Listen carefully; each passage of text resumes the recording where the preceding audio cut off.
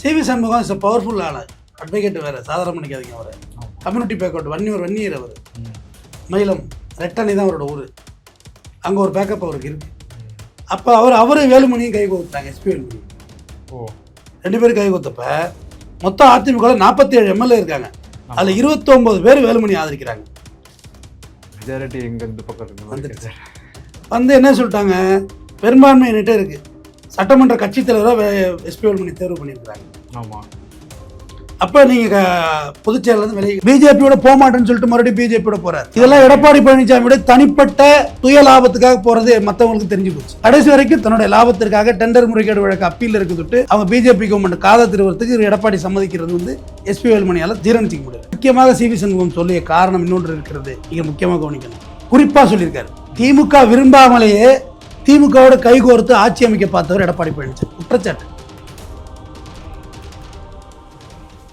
வணக்கம் சார். வணக்கம் சார். நேற்று காலையில் நம்ம ஒரு வீடியோ பேசணும் சார், நீங்கள் சொல்லியிருந்தீங்க என்ன நடக்க போகுது அப்படின்னு ஏடிஎம்கேல. நம்ம சாயங்காலமாக அதை போட்டிருந்தோம். போட்ட கொஞ்ச நேரத்திலே டிக்ளேர் பண்ணியிருக்காங்க. எப்படி நீங்கள் கணிச்சிங்க அதை? ஆக்சுவலாக கணிப்பெல்லாம் ஒன்றும் இல்லை, ஒரு ஸ்ட்ராட்டஜி தான். தொடர்ந்து உன்னோட இருந்து நீ தோத்துக்கிட்டே இருப்ப, தோத்துக்கிட்டே இருக்கேடாம் பாருல ஆனந்தராஜ். ஆமாம், தோத்துக்கிட்டே இருக்கேடான்னு எவ்வளோ வாட்டி தான் உங்களோட மல்லு கட்டுறது? கொஞ்சம் கூட கட்சியோட உறுப்பினர்களோட குரலுக்கு மரியாதை கொடுக்கணும். அப்படியெல்லாம் கட்சி செயல்படவே முடியாது. நீங்கள் மற்ற திராவிட கட்சிகள் வந்து கட்சியோட அடிப்படை தொண்டனோட மனநிலையை புரிஞ்சுதான் நடந்துப்பாங்க. ஆமாம், இல்லைன்னா நடத்தவே முடியாது. அது அதிமுக முழுக்க உறுப்பினர் நம்பிக்கை கொண்ட கட்சி. கண்டிப்பாக அடிமட்ட தொண்டத்திலிருந்து உள்ள கட்சி அது. காரணம் அது திமுக பிரியக்குள்ள ஒரு பெரிய மாஸ், எம்ஜிஆரோட அந்த மாஸ் அது. அது வந்து ஒற்றை கட்சி தம்பி, ஒற்றை தலைமை கட்சி. எம்ஜிஆருக்கு தான் வாக்களித்தார்கள், ஜெயலலிதாவுக்கு தான் வாக்களித்தார்கள், எடப்பாடி பழனிசாமிக்கு வாக்களிக்கவில்லை. தலைவருக்கு மேல ஒரு கிரேஸ் இருந்தால் தான் வாக்களிப்பாங்க அந்த கட்சி. ஒரு அந்த மேனிபுலேஷன் வந்து அப்படிதான் இருக்கும், நல்லா கவனிச்சு பாருங்க. எடப்பாடி பதவியேற்ற பிறகு ஒரு தேர்தல் கூட ஜெயிக்கவே இல்லை. டெபாசிட்டே போயிட்டு 4 மந்திரிகள் டெபாசிட்டே போயிட்டு. அப்போ என்ன கணிக்கிறாங்கன்னா, தலைமை சரியில்லை அப்படின்றத அடிப்படை தொண்டன் உணர ஆரம்பிச்சுட்டான். இவர் பின்னாடி போறது வேஸ்ட். ஏன்னா நீங்க சசிகலாவை நீங்க பரட்டி விட்டது வந்து ஒரு எடப்பாடியோட வியூகம்னு நீங்க நினைச்சிட்டு இருக்கலாம், ஸ்ட்ராட்டஜின்னு கிடையவே கிடையாது. தொண்டனுக்கு வந்து இந்த மாதிரியான சகிப்புத்தன்மையெல்லாம் இருக்காது. என்னடா இப்படி பரட்டி விடுறாங்க அப்படின்ற ஒரு நிலைப்பாடு இருக்கும். பிஜேபியோட போக மாட்டேன்னு சொல்லிட்டு மறுபடியும் பிஜேபியோட போறாரு. இதெல்லாம் எடப்பாடி பழனிசாமியோட தனிப்பட்ட சுய லாபத்துக்காக போறது மற்றவங்களுக்கு தெரிஞ்சு போச்சு. மற்ற கட்சிக்காரன் மற்ற மெம்பர்ஸ் எல்லாம் என்ன நினைப்பாங்க, எதுக்காக நீங்க பிஜேபியோட போற, போய் தானே தோக்குறோம் நம்ம. இந்த வாட்டி எஸ்பி வேலுமணி அண்ணா என்ன சொன்னார்னா, நம்ம சொந்தமாவே கண்டெஸ்ட் பண்ணுவோமே எலெக்ஷனை, என்ன ஆயிட போகுது. நைட் வரைக்கும் அந்த பாயிண்ட்ல தான் இருந்தாங்க. என்டிஏ கூட்டணிக்கு போனதோடு தான் நிறைய கூட்டணி கட்சிகள் போகலங்க. இல்லைன்னா வேல்முருகன் போயிருப்பாரு, அங்க பியூர் பாமக இருந்திருக்கும், ராமதாஸ் ஐயா வந்திருப்பாரு, சசிகலா சேர்த்திருக்கலாம். ஒரு 1 லட்சம் வாக்கு சசிகலா வாங்கியிருக்காங்களே, அது எல்லாம் ஏடிஎம்கே ஓட்டு தானே. இதை பார்த்துக்கிட்டே இருந்தாங்க.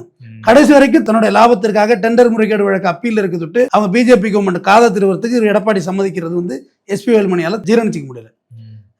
சிவி சண்முகம் ஏற்கனவே அவர் குரல் கொடுத்தவர் தான், பயம் எல்லாம் உன்னாலதான் அப்படின்னு அந்த அளவுக்கு பேசக்கூடிய ஒரு அட்வொகேட் வேற, அவருக்கு பயம்லாம் இருக்காது.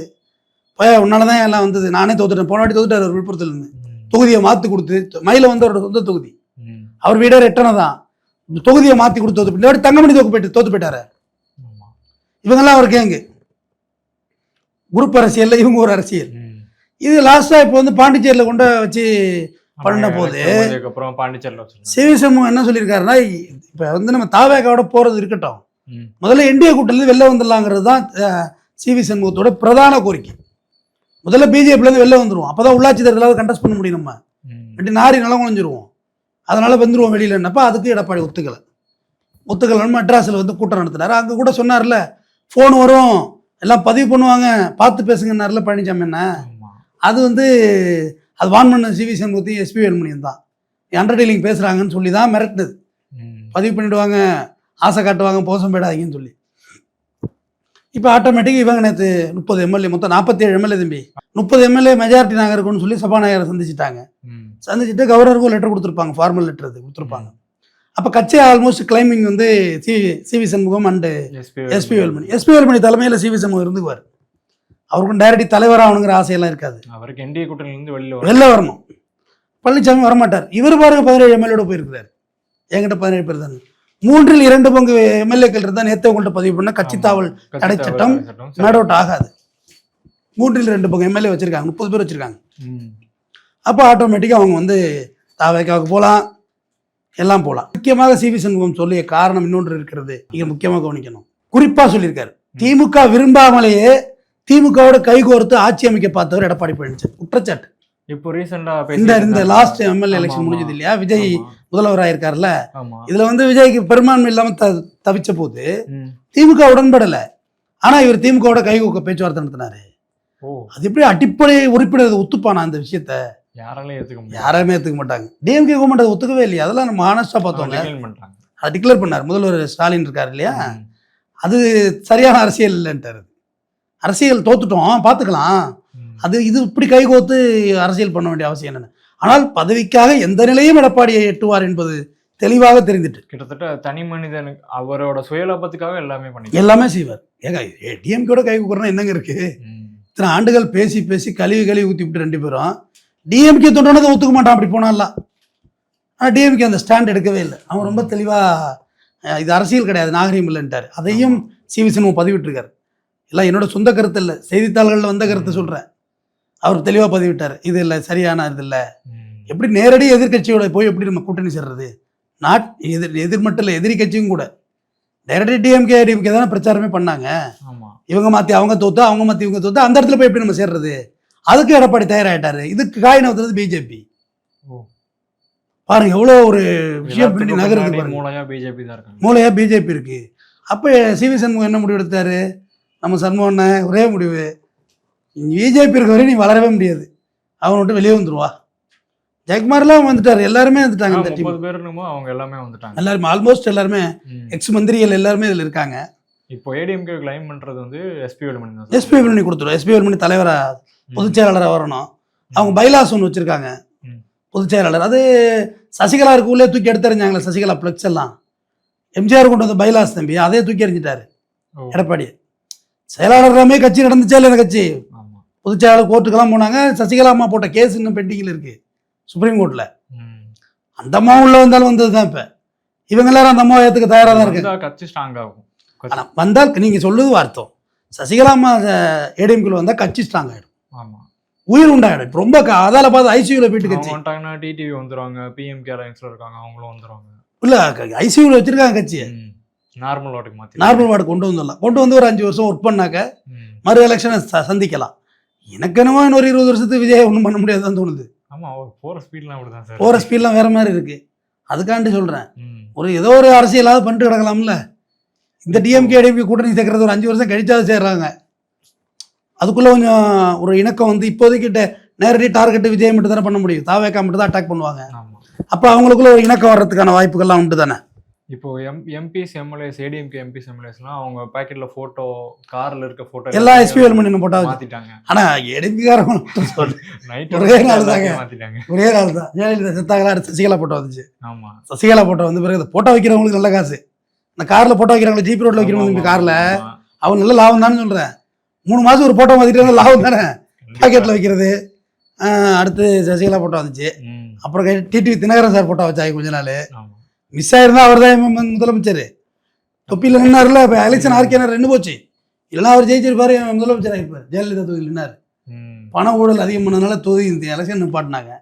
அடுத்தது என்னாச்சு, அடுத்து கொஞ்ச நாளைக்கு எடப்பாடியை போட்டா, ஓபிஎஸ் போட்டா விட்டிக்கல. ஆமாம், ஆரம்ப காலகட்டத்தில் தான் ஓபிஎஸ் போட்டா, அப்புறம் எடப்பாடியை போட்டா, எடப்பாடியை போட்டோ எடுத்துட்டு அடுத்து சிவி சண்முகம் போட்டா கொஞ்சம் பேர் சொருவாங்க, எஸ்பி வேலுமணி போட்டா சொருவாங்க. இதுதான் அனைத்து இந்திய அண்ணா திராவிட முன்னேற்ற கழகத்தில் எம்ஜிஆரும் ஜெயலலிதாவும் ஆடி பாடி வளர்த்த கழகத்தை இப்படி போட்டு உடைக்கிறீங்களப்பா, டமால் டுமி. நமக்கு மாதிரி கஷ்டமா இருக்கு. அவரு சிவி சண்முகம் ரொம்ப தெளிவான ஸ்டாண்டு. இப்ப கூட பழனிசாமி என்ன தப்பிக்கிறது ஒரு வழி இருக்கு. பொதுச் செயலாளராக நீங்க இருந்துங்க, நம்ம எல்லாம் ஒன்னா இருப்போம்னு சொல்லிடலாம். உங்களுக்கு அதிர்ஷ்டத்துல வந்த பதவி தானேங்க. நீங்க என்ன மக்கள்கிட்ட போய் ஓட்டு வாங்கி உழைச்சி நான் முதலமைச்சர் கேண்டேன்னு சொல்லி ஜெயிச்சிங்களா என்ன? ஏதோ கூவத்தூர்ல அடிச்சு ஒரு அதிர்ஷ்டம் தானே ரிசார்ட்ல. அப்படியே அழகா வந்துட்டு நம்ம உள்ள ஒன்னா இருப்போப்பா, எங்கள் வீட்டில் எல்லா நாளும் கார்த்திகைன்னு ஆட வேண்டியதானே. அழகா அவர் ஈகோ பயங்கரமா இருக்கு. அவர்கிட்ட ஈகோ விட்டா அவர் தப்பிச்சாரு, ஈகோட இருந்தா அவர் காலி தான். இவங்க எல்லாம் ஒண்ணு சேர்ந்து இப்ப நான் நேற்றுக்கு உங்கள்கிட்ட பதிவிட்டேன், இன்றைக்கும் பதிவிடுறேன். எடப்பாடி பழனிசாமியை தொடர்ந்து தோத்துக்கிட்டே இருக்கோம், ஒருவேளை நான் தான் சரியில்லை என்னமோ, கழகம் தப்பிக்கணும், நான் பொதுச்செயலருந்து விளையிடுறேன், நீங்கள் யாராவது எடுத்து நடத்துங்க, நான் பின்னாடியே வர்றேன், உங்கள் பின்னாடியேன்னு சொன்னால் இவங்க கூட மாறி பேசியிருப்பாங்க. கண்டிப்பா ஏன்னா இப்படி பேசுறீங்க, அதெல்லாம் ஒன்றும் இல்லை, வாங்க. அவங்களால என்ன பண்ண முடியுமோ அதை பண்ணியிருப்பாங்க. வசூல்ராஜ் எம்பி சொல்லுவான்ல, டாக்டரு அப்படின்னா, இல்லைண்ணா நீங்கள் அம்மாவை பற்றியா தலைமுடியெலாம் வெள்ளையாகுது, கொஞ்சம் வெள்ளையாக கொஞ்சம் கருப்பாக இருந்தால் கூட சொல்லலாம், டப்புன்னு அப்பா செத்து போயிட்டாருன்னா அப்புறம் அம்மா பூங்கெல்லாம் இல்லாத போயிடும். வசூல்ராஜில் கமல் சொல்லுவார்ல, பிரபு சொல்லுவார், ஏன்னா இதெல்லாம் பேசுகிறீங்க, அவங்க எங்களுக்கு அம்மா தான், நீ டாக்டர் தான், போடா எல்லாம் அப்படின்னு சொல்லிடுவாங்களா. அதுமாரி ஆஸ்பத்திரியை விரட்டிருக்கலாம்ல, நீ தானே பொதுச்செயலர், ஏன்னா தேவையில்லாமல் அழுகுற, வேணாம் மெனக்கெட்டு இருக்கலாம். ஆனால் அதை விடுத்துட்டு பிஜேபியோட விட்டு வரமாட்டேன்னு சொல்கிறது, இந்த வாட்டி அவர் போனதே பெரிய தவறான முடிவு தம்பி. அவர் தான் மாட்டிக்காமல் இருக்கிறதுக்கான வழிகளை பண்ணார். அது எப்படி மொத்த கட்சிக்காரங்களை கொண்டு அனுபவிக்கிறது? சும்மா வேறு வழி இல்லாமல் எல்லாம் ஃபேஸ்புக்கில் எழுதுறவங்க மட்டும் அரசியல் நினச்சிட்டு இருந்தா எப்படி? எழுதிட்டு உட்காந்துருக்காங்க ஏடிஎம்கேன்னு. அங்கே யாரும் எழுதுறதுக்கெல்லாம் ஆள் இல்லை. ஒரு வண்டியில் கூட ஏடிஎம்கே ஃப்ளாக் பறக்கல தம்பி. வெளியில் வண்டி பார்க்குறோம்ல, தாவேகா ஃப்ளாக் இருக்கு, டிஎம்கே ஃப்ளாக் இருக்கு. டிஎம்கே ஃப்ளாக் யாருமே கேட்டல. பாமக ஃப்ளாக் சுத்துது, பிசிகே ஃப்ளாக் சுத்துது. தாவேக்கு தமிழக வாழ்வுரிமை கட்சி இருக்காரு வேல்முருகன், அவர் ஃப்ளாக் இருக்கு. ஆனால் ஏடிஎம்கே ஃப்ளாக் நான் பார்க்கவே இல்லை. நேற்று நான் இவரெல்லாம் செங்கல்பட்டு வரையும் ஒரு வேலையை போயிட்டு வந்தோம், ஒரு இடத்துல கூட ஃப்ளாக் இல்லை. காரில் அம்பரில் சுத்தணும்ல, இல்லை. எல்லாம் என்ன செய்யறது, மாட்டி என்ன செய்யறதுன்னு ஒதுக்கிட்டாங்க. தம்பி எல்லாம் டெபாசிட் ஏறிருக்கு தம்பி. பல இடத்துல பெரிய பெரிய கேண்டிடேட் எல்லாம் தோத்துட்டாங்க. அது காரணம் எடப்பாடியோடைய நடவடிக்கை தான். ஒற்றை மனிதரோட ஈகோ. அவர் சிவி சண்முகம், அவர் எஸ்பி வேலுமணி எல்லாம் பழைய டீம், கட்சியை காவந்து பண்ணுவோம். செங்கோட்டை டீம். இது செங்கோட்டையோட மாஸ்டர் பிளேயருக்கு தாவேக்காவோட இவங்க போகிறது கூட வாய்ப்புகள் இருக்குது. இவங்க ஒரிஜினல் ஏடிஎம்கே நாங்கள் தானே கிளைம் பண்ணிட்டாங்கல்ல, இப்போ தாவேக்காவோட போய்க்க வேண்டியது. யார் கேட்க ஒன்று இப்போ தப்பு இல்லை, என்ன தப்பு? அவங்க எம்எல்ஏ பட்டாக்கோட்டில் தானே இருக்காங்க, போயிட்டு இவங்களுக்கு 2 மந்திரி வாங்கிட்டு போகிறாங்க, என்ன கெட்டு போச்சு? இப்போ எம்பி எலெக்ஷனை ஒன்றா கண்டெஸ்ட் பண்ணிட்டு போவாங்க. எம்பி எலெக்ஷனை ஒன்றா கண்டெஸ்ட் பண்ணுவாங்க. தாவேக்கா எஸ்பி வேலுமணி ஏடிஎம்கே இருக்குல்ல, அவங்க கண்டெஸ்ட் பண்ணிட்டு போவாங்க. அப்போ எடப்பாடி என்ன செய்ய முடியும்? கட்சியே தான் விரட்ட இல்லையே. சின்னங்கன்னா எல்லாமே தேர்தல் ஆணையப்படி அவங்க டேக் ஓவர் பண்ணுவாங்க. ரெட்டலை சின்னம் இருக்குல்ல, டேக் ஓவர் பண்ணுவாங்க. கெட்டனை முடிச்ச பிஜேபி வேணா அதை ஃப்ரீஸ் பண்ணி வைக்கலாம், ஹோல்ட் பண்ணி வைக்கலாம். எவ்வளோ நாளைக்கு உங்கள் கப்பட நாடகமாக நடக்கும்? வேலைக்கு ஆகுமா? இப்போ தாவேக ஆட்சி அமைக்க டிஎம்கே ஒத்துக்கிட்டது காரணமும் பிஜேபி வந்துடக்கூடாதுங்கிற காரணம் தான். எல்லாருமே அப்படிதான், இல்லைனா யாருமே ஒத்துருக்க மாட்டாங்க. ஏன்னா டைரெக்டாக கிளாஷ் ஆச்சு 2 பேருக்குமே. ஆனால் இப்போதைக்கு ஆட்சி அமைக்கட்டும், ஒரு 6 மாதம் போட்டோம், என்ன நடக்குது பார்ப்போம், தொடர்ந்து பேசுவோம். நன்றி.